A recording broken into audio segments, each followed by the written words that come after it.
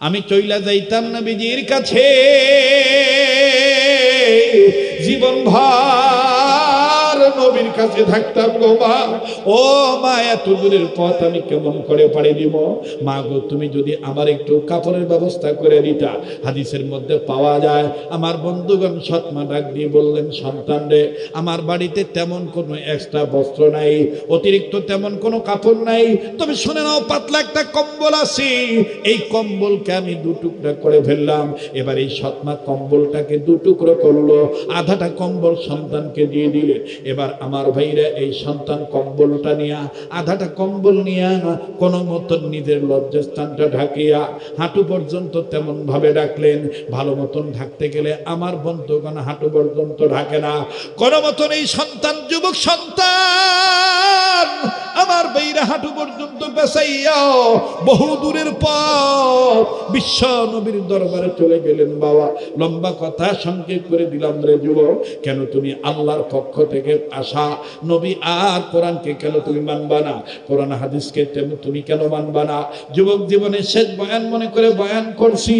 এইবার এই যুবক চলে গেলেন মসজিদে নববীতে। আসহাবে সুফা বরাবর নজর করে দেখেন আল্লাহর নবী প্রিয় সাহাবীদেরকে তালিম দিচ্ছেন। আমার বন্ধুগণ, আমার ভাইরা তালিম দিচ্ছে। এই যুবক আস্তে করে যে দাঁড়াইলেন, নবীর যেন কোনো ডিস্টার্ব না হয়, নবীর যেন কোনো খেয়ালে আঘাত না আসে। যুবক যে দরজার চৌকাঠ ধরে দাঁড়াইলেন, আল্লাহর নবীর এক পর্যায়ে নজর যখন যুবকের কাছে গেল, নবীর নজর করিয়া দেখে যুবকের পেট খালি, পিঠে কাপড় নাই, কেমন জানি রুগ্ন চেহারা দেখা যায়। এবার এই যুবককে ধুলাবালি অবস্থা দেখিয়া আল্লাহর নবী আসহাবে সুফার এই ছাত্রদেরকে রাখিয়া নবীজি অতি দ্রুত গতিতে এই যুবকের কাছে আসিয়া ডাক দিয়ে কয়, যুবক রে, তোমার নাম কি? তোমার বাড়ি কই? আর তোমার এই অবস্থা কেন? এই যুবক প্রথমেই নবীর চেহারা দেখে কান্দা, ডাক দিয়ে কয়, নবী গো, ঈমান আনার কারণে চাচা আমারে পরনের লুঙ্গিটাও দিছে না। ও নবীজি, আমি পরনের লুঙ্গিটাও খুইলা দান করে দিয়েছি, কিন্তু ঈমান ছাড়ি নাই। মার কাছে থেকে কম্বলটার আধাটা কম্বল পেঁচে আপনার কাছে আসছি। আল্লাহর নবী বললেন, তোমার নাম কি? যুবক ডাক দিয়ে বলে, আমার নাম আব্দুল উজ্জা। নবী আমার ডাক দিয়ে বললেন, আব্দুল উজ্জা রে, যেই বান্দা, যেই গোলাম আল্লাহর জন্য নিজের পরনের লুঙ্গিটাও দিয়ে দিতে পারে, না খাইয়া তো দূরের পথ অতিক্রম করে আসতে পারে, ওই বান্দা কোনোদিন লাত মানাত উজ্জা হুবলের গোলাম হতে পারে না, উজ্জার গোলাম হতে পারে না। ওই বান্দা কেবলমাত্র একমাত্র আল্লাহ তাআলার বান্দা, আল্লাহর গোলাম। শোনরে আব্দুল উজ্জা, তোমার নাম আব্দুল উজ্জা না, আমি বিশ্বনবী তোমার নাম রেখে দিলাম আব্দুল্লাহ। আমি কেমনে পাব নবীজি আপনাই, ও গো কামলিওয়ালা, কেমনে পাব নবীজি আপনাই? যার বলতে ভাল লাগে বুঝছেন, আল্লাহ আপনারে কবুল করবে ইনশাআল্লাহ। বলেন, আমি কেমনে পাব নবীজি আপনাই, ও গো কামলিওয়ালা, কেমনে পাব নবীজি আপনাই? বলেন, আমি কেমনে পাব নবীজি আপনাই, ও গো কামলিওয়ালা, কেমনে পাব? যেরকম মারহাবা, আরো যেরকম মারহাবা। আল্লাহ নবী নাম রেখে দিলেন আব্দুল্লাহ। কি নাম রাখলেন? যেরকম কি নাম? আব্দুল্লাহ নাম রাইখা নবীজি আসহাবে সুফায় যারা ছিলেন সবাইকে ডেকে বললেন, তোমাদের ভাইকে তোমরা দেখে রাখিও, আজকে থেকে সে আসহাবে সুফাতেই থাকবে। এবার থাকা শুরু করে দিলেন। পরের দিন সকালবেলা নবীজির কাছে যাইয়া কিছু লোক ডাক দিয়ে বলতেছেন, ইয়া রাসূলুল্লাহ, এটা কোন পাগল রে আইনা দিছেন? এটা কোন পাগল আইলো? সারা রাত ইল্লার আল্লাহ ডাকের আওয়াজে আমরা ঘুমাইতে পারি না, এমন ভাবে জিকির করে জিকিরে আমরা ঘুমো ডিস্টার্ব হয়। আল্লাহর নবী ডাক দিয়ে বলতেছেন, তারে ইচ্ছা মতন আরো জোরে চিল্লাইতে দাও, তার ইমানটা বড় দামের ইমান, কারণ ইমান আনতে যাইয়া হরণের লুঙ্গিটাও আনতে পারছে। আল্লাহু আকবার বলেন। নবীকে আমি আপনি চিনি নাই, বনের পশু ঠিকই চিনছে, কথা বলেন ঠিক কিনা? আমার এখানে হযরত উলামায়ে কেরাম বসে আছেন, ওনাদের কাছে জিজ্ঞেস করে দেখবেন আমার বন্ধুগণ, আমার ভাইরা, হযরতে সফিনা রাদিয়াল্লাহু তাআলা আনহু, আল্লাহু আকবার, নবীজির একজন দাস ছিলেন, নবীজির একজন দাস ছিলেন হযরতে সফিনা রাদিয়াল্লাহু তাআলা আনহু। তিনি একবার তার প্রয়োজনীয় সরঞ্জামাদি নিয়ে নদী বা সাগর উনি পাড়ি দিচ্ছিলেন, কিন্তু এমন ঢেউ শুরু হয়ে গেল, এমন ঝড় তুফান শুরু হয়ে গেল, হযরতে সফিনা রাদিয়াল্লাহু তাআলা আনহু বলেন যে আমি সহ্য করতে পারলাম না, আমার এই ছোট্ট ডিঙ্গি নৌকাটা অথবা এই নৌকাটা সইতে পারলো না, এমন ধাক্কা মারলো ঢেউ, এমন জোরে বাতাস আসলো, সাথে সাথে উলট পালট হয়ে গেল, একেবারে উল্টে গেল, সব মাল সামনা ডুবে গেল। আমি নিরুপায় হয়ে বাঁচার জন্য একটা তক্তার উপর ভর করলাম, এই তক্তার উপর ভর করে আমি পানির উপরে সাঁতরিয়ে কিনারে গেলাম, কিন্তু কিনারে যেয়ে দেখি বড় বড় অজগর সাপ, বড় বড় সাপ আমার দিকে হা করে আছে, আমাকে দেখলেই তারা কামড়াবে, দংশন করবে, পেঁচিয়ে হাড়হুড্ডি ভাঙবে, আমাকে খেয়ে ফেলবে। আমি করলাম কি, আমি নিজেকে বাঁচানোর জন্য, আত্মরক্ষার জন্য আমি ওই সাপের জায়গা থেকে আরেকটু সামনে গেলাম, সামনে যেয়ে দেখি বিশাল আকৃতির একটা বাঘ, একটা সিংহ আমার দিকে পজিশন নিয়ে দাঁড়ায় আছে, আমার দিকে পজিশন নিয়ে বসে আছে। আমি চিন্তায় পড়ে গেলাম, একদিকে সর্ব আর একদিকে সিংহ, এখন আমি কি করি?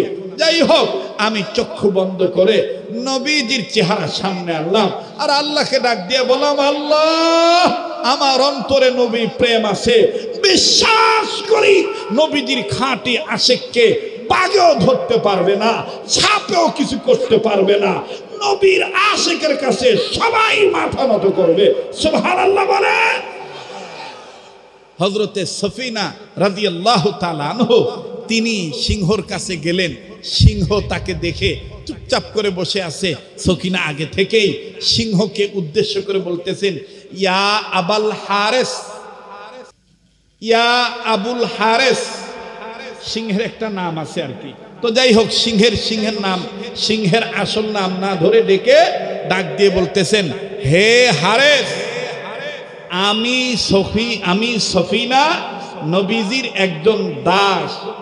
বাঘ এই কথা শুনেই, বাঘ এখন চেহারাটা হিংস্রতা ভাব কাটিয়ে দিয়ে চিৎকার দিয়ে বলতেছে, আমি তোমারে চিনে ফেলাইছি, তুমি ভয় পাইও না। একটু জোরে কইতেন না সুবহানাল্লাহ? একটু জোরে কইবেন না সুবহানাল্লাহ? ওই নবীজি এখনো আছে না নাই? ওই নবীজি হাসরের ময়দানে থাকবে কি থাকবে না? যারা নবীকে দাম দিতে চায় না, আসলে তারা দামি না। যারা বিশ্ব নবীকে শেষ নবী মানে না, আসলে তারা মুমিন হতে পারে না। জীবনের সব কিছুর চাইতে নবীকে বেশি ভালোবাসা লাগবে, কথা বলেন ঠিক কিনা? আর নবীকে কেমনে ভালোবাসতে পারবেন, নবীকে কেমনে চিনবেন, এই জন্য চিনার জন্য মাপকাঠি এই উম্মতের উলামায়ে কেরাম, ওয়ারাসাতুল আম্বিয়া। আর ওয়ারাসাতুল আম্বিয়া তৈরি হওয়ার কারখানা হলো এই সমস্ত মাদ্রাসা, এই সমস্ত মসজিদ, আল্লাহওয়ালাদের ঘর। আল্লাহওয়ালাদেরকে ধ্বংস করার কাজে লিপ্ত হবেন না, আল্লাহওয়ালাদের পক্ষে থাকবেন। আমার একজন আলেম, আমাদের একজন আলেম, তিনি বড় ভারাক্রান্ত হৃদয় নিয়ে বলেছেন যে কোন দেশে বসবাস করি, এই দেশে নাইবে রাসূলদেরকে গালি দেওয়া হয়। আমরা বলতে চাই, যারা আলেমদেরকে গালি দেয়, আসলে তারা পিতৃ পরিচয়হীন, তাদের জন্মে ভেজাল আছে। আলেমদেরকে গালি দিলে নবীকে গালি দেওয়া হয়, আলেমদেরকে গালি দিলে কাকে গালি দেওয়া হয়? নবীকে গালি দেওয়া হয়। কষ্ট হচ্ছে আপনাদের? কষ্ট হচ্ছে আপনাদের? হযরতে সফিনা রাদিয়াল্লাহু তাআলা আনহু ডাক দিয়ে বলতেছেন, বাঘ, তুমি আমাকে চিনে ফেলেছো, ওইদিকে সাপ, এইদিকে তুমি। বাঘ ডাক দিয়ে বলতেছেন আমি তোমাকে বাঁচার একটা রাস্তা বের করে দিতেছি। সফিনা রাদিয়াল্লাহু তাআলা আনহা ডাক দিয়ে বলেন যে বাঘ আমাকে এমন একটা চটকা মারলেন, আমি অনেক দূরে চলে গেলাম। তাৎক্ষণিকভাবে বাঘ আমাকে উদ্দেশ্য করে ডাক দিয়ে বলতেছে, এই আল্লাহর বান্দা, আমার পক্ষ থেকে নবীদের কাছে একটু সালাম পৌঁছায় দিন। সুবহানাল্লাহ বলেন। তাহলে ওই নবীর পক্ষে এখান থেকে একটু জোরে সরে বলেন তো সাল্লাল্লাহু আলাইহি ওয়াসাল্লাম। করেন না সাল্লাল্লাহু আলাইহি ওয়াসাল্লাম। একটা আশিক রাসূল একটু হাত তুলে ওয়াদা করতে পারেন যে হুজুর আমার জীবনে যত সমস্যাই থাক, যত ব্যস্ততাই থাক, আজকে থেকে নিয়ত করলাম মৃত্যু পর্যন্ত 24 ঘন্টায় 100 বার নবীর পক্ষে এই দুরূদ শরীফটা পাঠ করব সাল্লাল্লাহু আলাইহি সাল্লাম। কেডা রাজি আছেন একটু হাত তুলে দেখেন। আল্লাহ আপনি কবুল করেন, আল্লাহ আপনি কবুল করেন, আল্লাহ আপনি কবুল করেন, বলেন আমিন।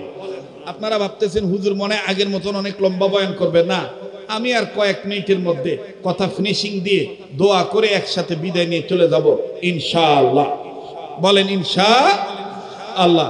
এবার ভুলে গেছেন কিনা জানি না, বলেন আল্লাহ তার পক্ষ থেকে কয়টা জিনিস পাঠাইলেন? আরেকবার কোন কয়টা?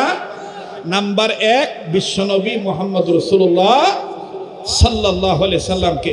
নাম্বার 2 নবীজির উপরে আমার আপনার চলার জন্য জীবনের পাথেয় হিসেবে complete code of life guide book আকারে 30 পারা কোরআন আল্লাহ নাজিল করে দিলেন। সুবহানাল্লাহ কর। তাহলে আমরা নবীজিকে মানব, কোরআনও মানব। বলেন নবীজিকে মানব, কোরআনও মানব। এক কথায় কোরআন সুন্নাহ ছাড়া আমরা অন্য কিছু মানতে চাই। মুসলমান ভাইরা আমার, বন্ধুগণ, কেউ যদি নিজস্ব জরুরতের কারণে চলে যেতে চায় চলে যেতে দিবেন বন্ধ। সর্বোচ্চ 10-15 মিনিটের মধ্যেই কথা ফিনিশিং দিয়ে আমি আপনাদের কাছ থেকে বিদায় নেব। দিল বলে আল্লাহ রাব্বুল আমিন আজকের মাহফিলে দোয়া কবুল করবে। নাকটার মধ্যে কেমন জানি আল্লাহ ওয়ালাদের গান আসতেছে। এই মাহফিলে কে জানি আল্লাহ ওয়ালা হয়ে বসে আছে। আরে বাবাজি, এখান থেকে যে আর কি করবে, এখান থেকে যে হয়তোবা আপনি ঘুমাবেন, অথবা চা খাবেন, অথবা পুতের সাথে কথা বলবেন, বা মেয়ের সাথে কথা বলবেন, অথবা নাইনাতপুরের সাথে কথা বলবেন, অথবা ঘুমানোর জন্য বিছানা রেডি করবেন। এমনও তো হইতে পারে আজকের রাত আমার আপনার জন্য জীবনের শেষ রাত্র হতে পারে। আগামীকালকে সূর্যটা আমি আপনি নাও দেখতে পারি। আরে বন্ধু, কত রাত্র, কত জায়গায়, কত সময় আপনি কত জায়গায় নষ্ট করেন। একটু সময়ের জন্য আপনি বসে থাকেন, কোন কথা, কোন সময়, কোন বয়ান কার জন্য হেদায়েতের জরিয়া হয়ে যাবে, এটা আমার আল্লাহ তাআলা ভালো জানেন। বাবাজি, কেন আপনি নবী মানবেন না? কেন আপনি কোরআন মানবেন না? কেন আপনি উম্মতের উলামায়ে কেরামদের কাছে আসবেন না? এই তিলিনগর উত্তর বোয়ালিয়া পাড়ার যুবকরা দেখেন কত কষ্ট করে এই গরমের সিজনে। দীর্ঘ 14 বছর, আজকে 15তম বছর লাগাতার প্রতি বছর মাহফিলের ব্যবস্থা করে থাকে। দূর দূরান্ত থেকে উম্মতের আলেমদেরকে ডাক দিয়ে নিয়ে আসে। কারণটা কি? কারণ একটাই, নবী চিনো, কোরআন শোনো, হাদিস চিনো। কোরআন হাদিস সারা জীবন তোমার পরিবর্তন হবে না। এরা বন্ধু, কেন আপনি নবী চিনব না? কেন আপনি কোরআন হাদিস মানবো না? আল্লাহ পাক ডাক দিয়ে বললেন, পৃথিবীর মানুষ রে, আমি রব তোমাদের জন্য, তোমাদের মঙ্গলের জন্য দুইটা নিয়ামত আমি আল্লাহ দুনিয়ার জমিনে পাঠিয়ে দিলাম। নাম্বার 1 বিশ্বনবী নবী মুহাম্মদ সাল্লাল্লাহু আলাইহি সাল্লাম। দ্বিতীয় নম্বরে নূর নামক কোরআন শরীফ। এই 2 জিনিসের উপর যারা ঈমান আনবা, এই 2 জিনিসকে যারা আঁকড়ে ধরবা, আমি আল্লাহ রাব্বুল আমিন তাদেরকে রহমতের কোলে তুলে নেব। জান্নাতে যাওয়ার সোজা রাস্তা আমি আল্লাহ দেখায় দেব। আওয়াজ দিয়া বলেন না সুবহানাল্লাহ। দেখেন বন্ধু, কেমন করে জান্নাতে যাওয়ার সোজা রাস্তা দেখা দেয়। এ বাবাজি, আপনারা জানেন এই পাগলের একটা স্বভাব আছে, রাত্র যত গভীর হবে এই পাগলের কণ্ঠ আল্লাহর দয়া, আল্লাহ তাআলা তত ক্লিয়ার করে দিবে বাজান। এটা আজকের নতুন কিছু নয়, এটা আমার মহান আল্লাহর দান, এটা ওলি আল্লাহর নেক দোয়ার বরকত, এটা মা বাবার, আমার বন্ধুগণ, আমার ভাইরা দোয়ার বরকত। লক্ষ্য করে শুনবেন বন্ধু, কোরআন হাদিস মেনে নিলে আল্লাহ তাআলা রহমতের কুলে তুলে নেয়, জান্নাতে যাওয়ার সোজা রাস্তা দেখায় দেয়। আজকে থেকে ওয়াদা করব, জীবনে কোনোদিন গাছের পূজা করব না, জীবনে কোনোদিন মানুষের পূজা করব না, জীবনে কোনোদিন আগুনের পূজা করব না। একমাত্র আমি আমার এই কপাল দিয়া সেজদা দেব মহান আল্লাহ তাআলার কুদরতি কদমে। কোরআন হাদিস মানিয়া কথা বলেন, ঠিক না বেঠিক? দেখেন, কোরআন হাদিস মানিয়া যদি আপনি আল্লাহ তাআলার গোলামিতে আবদ্ধ হন, আল্লাহ তাআলা আপনাকে রহমতের কুলে তুলে নেয়, নবীজি নিজেই আপনাকে জান্নাতি বলে ঘোষণা দিয়ে দেয়। একটু লক্ষ্য করে শুনবেন বন্ধু, আমার ভাইরা, আমার বন্ধুগণ, বুখারীতে যার ঘটনাটা পাওয়া যায়, যেহেতু যুবকদের মাহফিল, যুবক ভাইদেরকে লক্ষ্য করে বলি, নবীর উপর ঈমান আনলে, নবীর উপর নাজিল হওয়া কোরআনের প্রতি ঈমান আনলে, মাইনা নিলে, দেখেন আল্লাহ পাক কেমন করে কপাল খুলে দেয়। আরে বাবাজি, মা নাই, বাবা নাই, চাচার ঘরে লালিত পালিত যুবক মানুষ চাচার সাথে খাইতে বসেছে, হঠাৎ করে চাচা নজর করে দেখে খাবার নাড়তেছে, কিন্তু বাতিজা খাবার গ্রহণ করে না। চাচা ডাক দিয়ে বলে, কি ব্যাপার বাতিজা, খাবার খাচ্ছ না কেন, শুধু নাড়াচাড়া করতেছে, তার কারণ কি? বাতিজা ডাক দিয়ে কয়, চাচা গো, অনেক দিন হয় আমি একটা কথা আপনাকে জিজ্ঞেস করব, কিন্তু আমি আপনাকে জিজ্ঞেস করতে সুযোগ পাই না। আজকে যেহেতু সুযোগ দিয়েছেন, সুযোগ পাইছি, মানে যদি কিছু না নেন, অনুমতি যদি দেন, আমি আপনাকে জিজ্ঞেস করতাম। চাচা ডাক দিয়ে বলতেছেন, বাতিজা কি বলবা বলো। ডাক দিয়ে বলতেছেন, চাচা ওই যে আব্দুল্লাহর ছেলে মোহাম্মদ, যারে ছোট বড়, বুড়া বুড়ি, নারী পুরুষ, ধনী গরিব, কালো ধলা সব মানুষ আলামিন বলে, এই মানুষটার সম্পর্কে আপনার কাছে জানতে চাই। এই মানুষটা কেমন মানুষ? আওয়াজ দিয়া বলেন না সুবহানাল্লাহ। চাচা ডাক দিয়ে বলে, ভাতিজা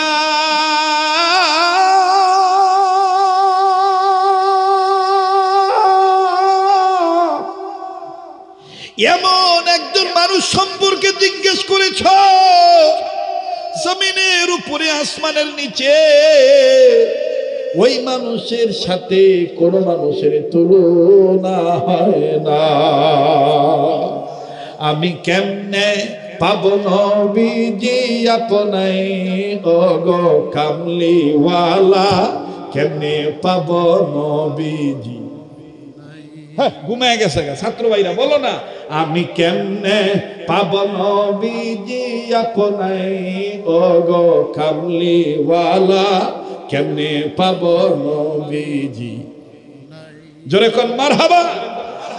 ডাক দিয়ে বলতেছেন, এমন একজন ব্যক্তি সম্বন্ধে জিজ্ঞেস করেছো, যেই ব্যক্তির সাথে পৃথিবীর কোনো ব্যক্তির তুলনা হয় না। সুবহানাল্লাহ। বলে, এই জন্য তো তাইলে সবাই মিলে তাকে ডাকেন আল আমিন। আসলে কি সে বিশ্বাসী? দেখে বলে, হ্যাঁ সে বিশ্বাসী। এবার ছেলেটা ডাক দিয়ে কয়, চাচা তাহলে খাউন থাক, আমি আপনারে জিগাই। এরকম একটা বিশ্বাসী বেড়ার উপরে বেড়ায় যে দাওয়াতটা দেয়, যে আল্লাহর দাওয়াত দেয়, এক আল্লাহর কথা বলে গোলামি করার জন্য, এই বেড়ার এই দাওয়াতটা কি মাইনে নেওয়া যায় না? সুবহানাল্লাহ কইতেন না? এই যুবক, চেতন হও, জাগনা হও। এখন দেখবা যে একটা চিকুন মাইট দেব, এই চিকুন মাইটটা দেখবা অনেক আলেমে কব, হাই রে বাপ রে বাপ, ব্রেনটা দেখছো? কইতাম না আগ কইতাম না, হচ্ছেটা। যুবক ভাইরা বলো, বলবো কি বলবো না? তাহলে আওয়াজ দিয়ে আরেকবার তাকবীর দাও তো। নারে তাকবীর, নারে তাকবীর। এবার ডাক দিয়ে কয়, চাচা এলে যদি বিশ্বাসী হয়ে থাকে, এই বেড়ায় যে এক আল্লাহর দাওয়াত দেয়, আল্লাহ তাআলা এক, আল্লাহ ছাড়া কোনো ইলাহ নাই, তিনি আমাদের বিধানদাতা, তিনি আমাদের রিজিক দাতা, তিনি আমাদের পালন কর্তা। তো ওই এক আল্লাহর উপর ঈমানটা আনন্দ যায় না। এইবার চাচার খানা বন্ধ হয়ে গেছে, চাচা খানা বন্ধ করে ডাক দিয়ে, এতক্ষণ তুই লাইনে আসিলি, ওহন তুই বেলাই নেগে সদ্গা বেড়া বালা ঠিক আছে, কিন্তু বেড়া যে দাওয়াত দেয় এই দাওয়াতটা আমরা লগে খাটে না। কিরে আমরা বাপ দাদার ধর্ম এটা আমরা ছাড়তে পারতাম না।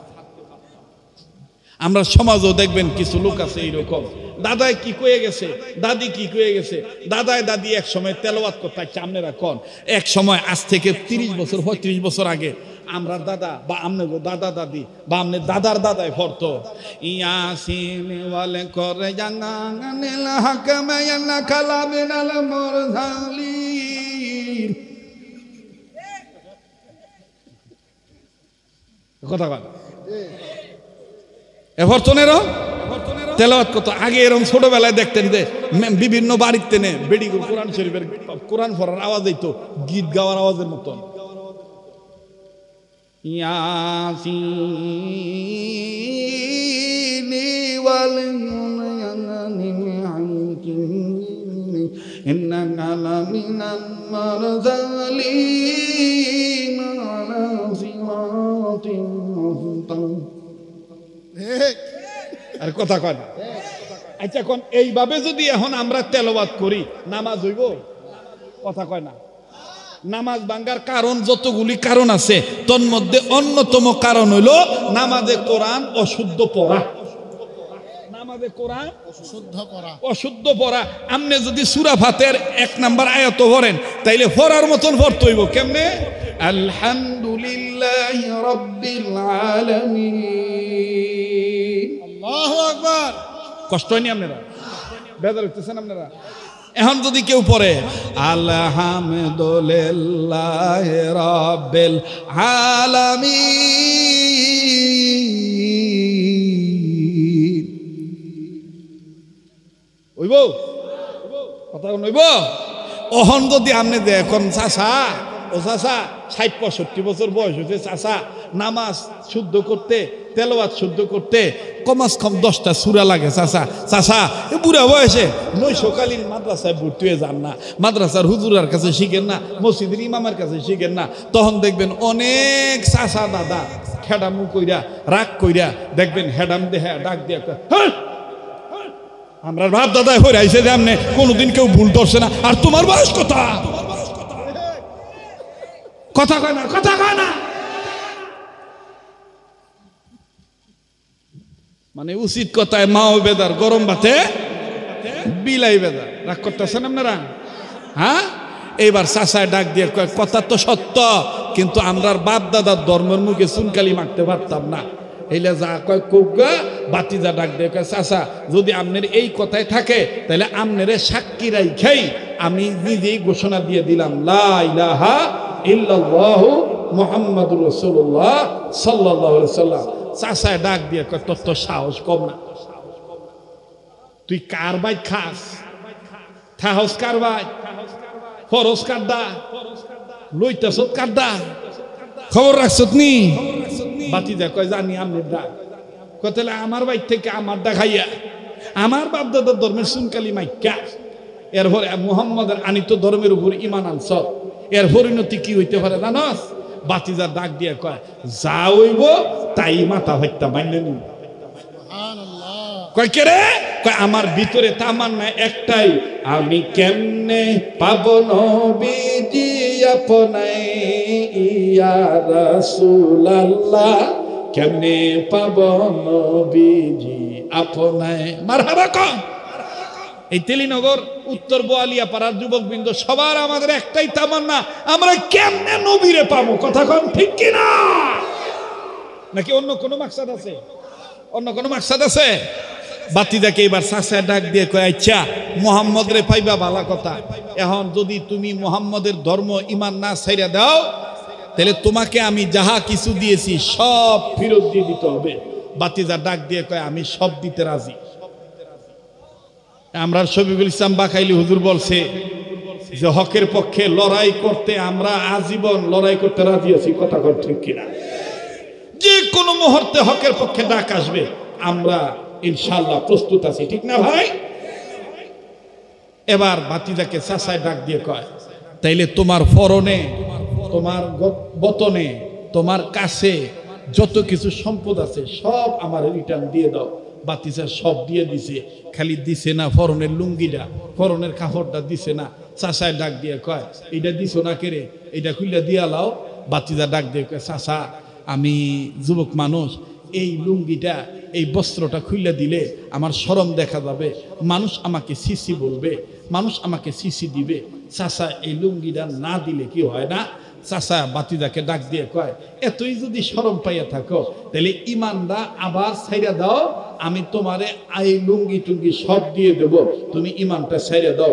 বাতিজা ডাক দিয়ে বলতেছেন, চাচা আমনে যদি ইমানের বিরুদ্ধে এতই লাগিয়া থাকেন তাহলে আপনি জানিয়ে নেন, হেফাজত করলাম ইমান, বানাইলাম ইমানকে সঙ্গী, এই নেন খুলে দিলাম ফরনের লুঙ্গি।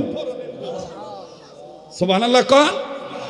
কয় বানাইলাম আমি আজীবনের লাগি ইমান রে সঙ্গী, আর এই নেন খুলে দিলাম ফরনের লুঙ্গি। লুঙ্গি খুলে দিয়ে দিছে। বাতিজার কাছ থেকে লুঙ্গিটা নিয়া চাচায় বাতিজারে বের করে দিছে। এবার এই যুবক সন্তান লজ্জায় শর্মিন্দা হয়ে দুই চোখ এরকম করে বেঁধে নিজের হাত দিয়ে এভাবে করে ঢেকে রেখে চলে গেছে সৎমার কাছে। লম্বা কথা সংক্ষেপ করে দিলাম, সৎমার কাছে গেছে। সৎমা এই যুবক সন্তানকে উলঙ্গ অবস্থায় দেখে, বস্ত্রহীন অবস্থা দেখে এরকম করে চোখ ঢেকে ডাক দিয়ে বলতেছে, বাবা তোমার এই অবস্থা কেন? ডাক দিয়ে কয়, মা গো, ইমান আনার কারণে চাচা আমার লুঙ্গিটাও দিছে না, আমার কাছে কে লেগে আইছো? ডাক দিয়ে কয়, মা একটু যদি কাপড় দিতা। ও মা, আমি কাপড়টা দিয়া লজ্জাস্থানটা ঢাইকা আমি চইলা যাইতাম নবীজির কাছে, জীবন ভর নবীর কাছে থাকতাম গো মা। ও মা, এত দূরের পথ আমি কেমন করে পাড়ি দিব? মা গো, তুমি যদি আমার একটু কাপড়ের ব্যবস্থা করে দিতা। হাদিসের মধ্যে পাওয়া যায়, আমার বন্ধুগণ সৎমা ডাক দিয়ে বললেন, সন্তান রে, আমার বাড়িতে তেমন কোনো এক্সট্রা বস্ত্র নাই, অতিরিক্ত তেমন কোনো কাপড় নাই, তবে শুনে নাও, পাতলা একটা কম্বল আছে, এই কম্বলকে আমি দু টুকরা করে ফেললাম। এবার এই সৎমা কম্বলটাকে দু টুকরো করলো, আধাটা কম্বল সন্তানকে দিয়ে দিলেন। এবার আমার ভাইরা এই সন্তান কম্বলটা নিয়া, আধাটা কম্বল নিয়া কোনো মতন নিজের লজ্জাস্থানটা ঢাকিয়া হাঁটু পর্যন্ত তেমন ভাবে ডাকলেন। ভালো মতন ঢাকতে গেলে আমার বন্ধুগণ হাঁটু পর্যন্ত ঢাকে না। কোনো মতন এই সন্তান, যুবক সন্তান আমার ভাইরা হাঁটু পর্যন্ত বেসাইয়া বহু দূরের পথ বিশ্ব নবীর দরবারে চলে গেলেন। বাবা, লম্বা কথা সংক্ষেপ করে দিলাম রে যুবক, কেন তুমি আল্লাহর পক্ষ থেকে আসা নবী আর কোরআনকে কেন তুমি মানবা না? কোরআন হাদিসকে তুমি কেন মানবা না? যুবক জীবনের শেষ বয়ান মনে করে বয়ান করছি। এইবার এই যুবক চলে গেলেন মসজিদে নববীতে। আসহাবে সুফা বরাবর নজর করে দেখেন আল্লাহর নবী প্রিয় সাহাবীদেরকে তালিম দিচ্ছেন। আমার বন্ধুগণ, আমার ভাইরা তালিম দিচ্ছে। এই যুবক আস্তে করে যে দাঁড়াইলেন, নবীর যেন কোনো ডিস্টার্ব না হয়, নবীর যেন কোনো খেয়ালে আঘাত না আসে। যুবক যে দরজার চৌকাঠ ধরে দাঁড়াইলেন, আল্লাহর নবীর এক পর্যায়ে নজর যখন যুবকের কাছে গেল, নবীর নজর করিয়া দেখে যুবকের পেট খালি, পিঠে কাপড় নাই, কেমন জানি রুগ্ন চেহারা দেখা যায়। এবার এই যুবককে ধুলাবালি অবস্থা দেখিয়া আল্লাহর নবী আসহাবে সুফার এই ছাত্রদেরকে রাখিয়া নবীজি অতি দ্রুত গতিতে এই যুবকের কাছে আসিয়া ডাক দিয়ে কয়, যুবক রে, তোমার নাম কি? তোমার বাড়ি কই? আর তোমার এই অবস্থা কেন? এই যুবক প্রথমেই নবীর চেহারা দেখে কান্দার ডাক দিয়ে কয়, নবী গো, ঈমান আনার কারণে চাচা আমার পরনের লুঙ্গিটাও দিছে না। ও নবীজি, আমি পরনের লুঙ্গিটাও খুইলা দান করে দিয়েছি, কিন্তু ঈমান ছাড়ি নাই। মার কাছে থেকে কম্বলটার আধাটা কম্বল পেঁচে আপনার কাছে আসছি। আল্লাহর নবী বললেন, তোমার নাম কি? যুবক ডাক দিয়ে বলে, আমার নাম আব্দুল উজ্জা। নবী আমার ডাক দিয়ে বললেন, আব্দুল উজ্জা রে, যেই বান্দা, যেই গোলাম আল্লাহর জন্য নিজের পরনের লুঙ্গিটাও দিয়ে দিতে পারে, না খাইয়া তো দূরের পথ অতিক্রম করে আসতে পারে, ওই বান্দা কোনোদিন লাত মানাত উজ্জা হুবলের গোলাম হতে পারে না, উজ্জার গোলাম হতে পারে না। ওই বান্দা কেবলমাত্র একমাত্র আল্লাহ তাআলার বান্দা, আল্লাহর গোলাম। শোনো রে আব্দুল উজ্জা, তোমার নাম আব্দুল উজ্জা না, আমি বিশ্বনবী তোমার নাম রেখে দিলাম আব্দুল্লাহ। আমি কেমনে পাব নবীজি আপনায়, ওগো কামলিওয়ালা, কেমনে পাব নবীজি আপনায়। যার বলতে ভাল লাগে বুঝছেন না, আল্লাহ আপনারে কবুল করবে ইনশাআল্লাহ। বলেন, আমি কেমনে পাব নবীজি আপনায়, ওগো কামলিওয়ালা, কেমনে পাব নবীজি আপনায়। বলেন, আমি কেমনে পাব নবীজি আপনায়, ওগো কামলিওয়ালা, কেমনে পাব। যেরকম মারহাবা, আরো যেরকম মারহাবা। আল্লাহ নবী নাম রেখে দিলেন আব্দুল্লাহ। কি নাম রাখলেন? যেরকম কি নাম? আব্দুল্লাহ নাম রাইখা নবীজি আসহাবে সুফায় যারা ছিলেন সবাইকে ডেকে বললেন, তোমাদের ভাইকে তোমরা দেখে রাখিও, আজকে থেকে সে আসহাবে সুফাতেই থাকবে। এবার থাকা শুরু করে দিলেন। পরের দিন সকালবেলা নবীজির কাছে যাইয়া কিছু লোক ডাক দিয়ে বলতেছেন, ইয়া রাসূলুল্লাহ, এটা কোন পাগল রে আইনা দিছেন, এটা কোন পাগল আইলো, সারা রাত ইল্লার আল্লাহ ডাকের আওয়াজে আমরা ঘুমাইতে পারি না, ইমন ভাবে জিকির করে, জিকিরে আমরা ঘুম ডিস্টার্ব হয়। আল্লাহর নবী ডাক দিয়ে বলতেছেন, তার ইচ্ছা মতন আরো দূরে চিল্লাইতে দাও, তার ইমানটা বড় দামের ইমান, কারণ ইমান আনতে যাইয়া হরণের লুঙ্গিটাও আনতে পারছে। আল্লাহু আকবার বলেন। বলে তারে চিল্লাইতে দাও, তারে বাধা দিও না। এজন্য তেলিনগরের যুবক ভাইরা, এলাকাবাসী যারা আছেন, মাহফিল করতে দিবেন, বাধা দিবেন না। টাকা না দেন, পয়সা না দেন, কিন্তু গীবত করবেন না, বাধা দিবেন না। কারণ এই যুবকদেরকে আমাদের বাহবা দেওয়া দরকার। এই যুবকেরা যাত্রার ব্যবস্থা না করে নবীর প্রেমের মজমা জমায়, এটা তুই আব্দুল্লাহর মতনই প্রেমের একটা নিদর্শন। কথা বলেন ঠিক কিনা? আল্লাহ আমাদের কবুল করেন। ডাক দিয়ে বলতেছেন, তারে বাধা দিও না, তারে চিল্লাইতে দাও। এক পর্যায়ে যুদ্ধের দামামা বেঁধে উঠলো। আল্লাহ এবং আল্লাহ রসুলের ইজ্জত রক্ষা করার জন্য, দিন কায়েমের জন্য, ধর্মকে প্রতিষ্ঠিত করার জন্য আমার ভাইরা যুদ্ধের দামামা বেঁধে উঠলো। আল্লাহ রসুল সাল্লাল্লাহু আলাইহি সাল্লাম যুদ্ধের ময়দানে যাওয়ার আগে প্রাককালে আল্লাহ রসুল সাল্লাল্লাহু আলাইহি সাল্লাম নিজে নিজের গায়ের চাদর বিছাইলেন। চাদর বিছায় বলতেছেন, ইসলাম কায়েমের লক্ষ্যে কে কি আজকে কে কোন মাল বলা আসো, সম্পদ তোমরা তোমাদের পক্ষ থেকে আল্লাহ রাস্তায় দান করবা।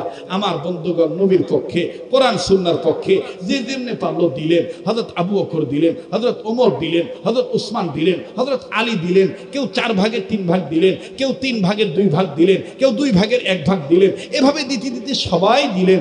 আল্লাহ রসুল সব গাঁটটি বাইন্দা আল্লাহ রসুল সাল্লাল্লাহু আলাইহি সাল্লাম যেখানে নিয়ে যাওয়া দরকার আল্লাহর হুকুম মোতাবেক সেখানে নিয়ে যাচ্ছিলেন। প্রতিমধ্যে ওই গরিব সাহাবী আব্দুল্লাহ সামনে দাঁড়াইছে। দাঁড়া কই, ইয়া রাসূলুল্লাহ, আমি এমন অভাগা, আমি এমন হতভাগা, আমি এমন কপাল পোড়া, আমার ভাইয়েরা সবাই যার যার মতন কিছু না কিছু দান করতে পারলো, কিন্তু আমি কিচ্ছু দিতে পারলাম না। নবী গো, আমি আপনার সামনে দাঁড়াইছি একটা দোয়া নেওয়ার জন্য। ইয়া রাসূলুল্লাহ, আমি দুনিয়ার মালি সম্পদ দিতে পারি নাই, কিন্তু আপনার কাছে দোয়া চাই, আমি আমার জীবনটা যেন আল্লাহ এবং আল্লাহ রসুলের পক্ষে দিয়ে শহীদ হইতে পারি, আপনি আমার জন্য দোয়া করে দেন। আল্লাহ রসুল বললেন, ঠিক আছে, একটা গাছের বাকল আনো, একটা গাছের ছাল আনো, চামড়া আনো। গাছের ছাল বা বাকল চামড়া আনা হলো। আল্লাহ রসুল এই চামড়াটা দম করলেন, দম করে সাহাবীর হাতে বেঁধে দিলেন। বেঁধে দিয়ে বলতেছেন, আল্লাহ, আমি এই আব্দুল্লাহর গায়ের রক্ত কাফেরদের জন্য হারাম ঘোষণা করে দিলাম। সাহাবী কয়, ইয়া রাসূলুল্লাহ, দোয়া চাইলাম কি আর করলেন কি? চাইলাম শহীদ হইতে, আমার রক্ত দিয়ে কাফেরদের জন্য হারাম বানায় দিলেন। আল্লাহর নবী ডাক দিয়ে কয়, তোমার এমন এমন মজার ঈমান, তোমার প্রেম এত দামি প্রেম, তুমি নবী আর কোরআনকে, তুমি ঈমানকে, আল্লাহ এবং তার রাসূলকে এত ভালোবেসেছো, তোমার মরণ যদি সাধারণ জ্বরের মধ্যে হয়, আমার আল্লাহর সাথে আমার কথা হয়ে গেছে, আমার আল্লাহ তোমার মরণটা শহীদি মরণ দিয়ে দিবে। লম্বা কথা সংক্ষেপ করে দিলাম। যুদ্ধ চলা অবস্থায় আল্লাহ রসুলের কাছে কয়েকদিন পর খবর আসলো, ইয়া রাসূলুল্লাহ, আপনার সেই প্রিয় সাহাবী আব্দুল্লাহ ইন্তেকাল করছে জ্বরে ভুগে। আল্লাহ রসুল সাল্লাল্লাহু আলাইহি ওয়াসাল্লাম বললেন, তোমাদের ভাইয়ের লাশটা বের করে আনো। বের করে আনার পরে ওনাকে সুন্দর করে কাফনের কাপড় পেঁচানো হলো, কবরে নামাবে। আল্লাহ রসুল এক একজনকে এক এক রকম এলান করে ডাক দিয়ে বলতেছেন, তোমাদের ভাইয়ের সাথে তোমরা কদর করো, তাকে সম্মান করো। আল্লাহ রসুল সাল্লাল্লাহু আলাইহি ওয়াসাল্লাম ভাগ করে দিলেন, তুমি এইভাবে পা ধরো, তুমি এইভাবে মাথা ধরো, তোমরা এইভাবে কোলে নাও। আল্লাহ রসুল আরেকজনকে বললেন, তুমি এইভাবে কবরে নামো।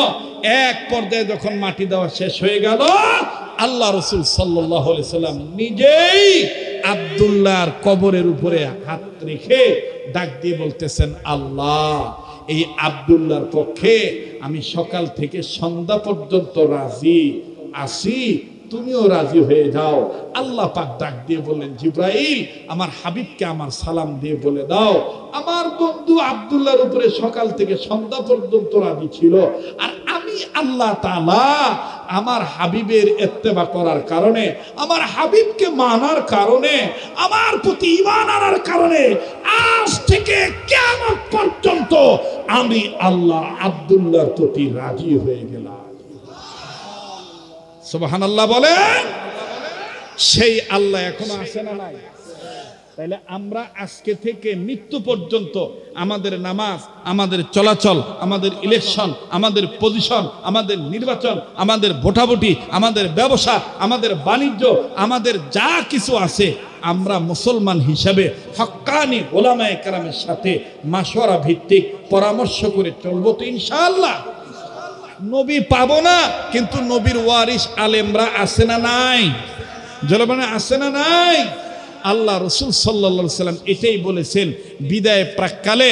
আল্লাহ রসুল বিদায় হজের ভাষণে বলে গিয়েছেন, আমি চলে যাচ্ছি, কিন্তু আমার পক্ষ থেকে দুইটা জিনিস রেখে যাচ্ছি।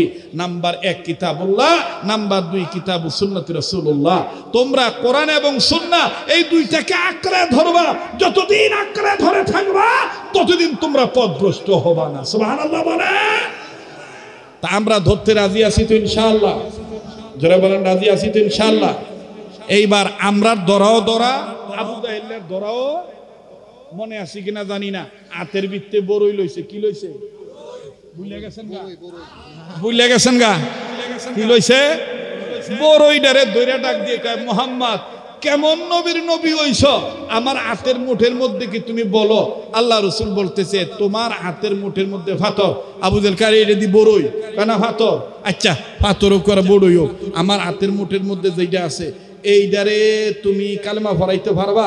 আল্লাহ রসুল বলতেছেন, আমি কালেমা পড়াইতে বলবো না, আমি শুধু বলবো আমি কি হক না না হক নবী তোমার হাতের মধ্যে বস্তুটাই বলে দিবে। আবু জাহেল এই কথা বলার পরে নবীজি যখন এই কথা বলে দিলেন, সাথে সাথে আবু জাহেলের হাতের ভিতর থেকে সেই পাথরটা কালেমায় শাহাদাতের ঘোষণা দিয়ে দিলেন, ইমানের ঘোষণা দিয়ে দিলেন, নবী মুহাম্মদ সত্য নবী এটা এলান করে দিলেন। সুবহানাল্লাহ। আবু জাহেল ডাক দিয়ে বলতেছে, বাতিজা, এতদিন মনে করতাম তুমি খালি মানুষের জাদু করো, আজগা বুঝলাম আমার হাতের ভিতরে যেটা থাকে হেডেরও তুমি জাদু করো। আসলে কপাল পুরার ঘর, কপাল পুরার ঘরের কপাল পোড়া। আল্লাহ তাআলা আমাদেরকে এই ধরনের কপাল পোড়ার হাত থেকে হেফাজত করে। আল্লাহ তাআলা আমাদের চোখ মুখ দিলের চোখ খুলে দেন। আল্লাহ ওয়ালা হওয়ার তৌফিক দান করেন। আমি অনুরোধ করব, যারা দাঁড়িয়ে আছেন বসে পড়েন, এক্ষুনি দোয়া হয়ে যাবে।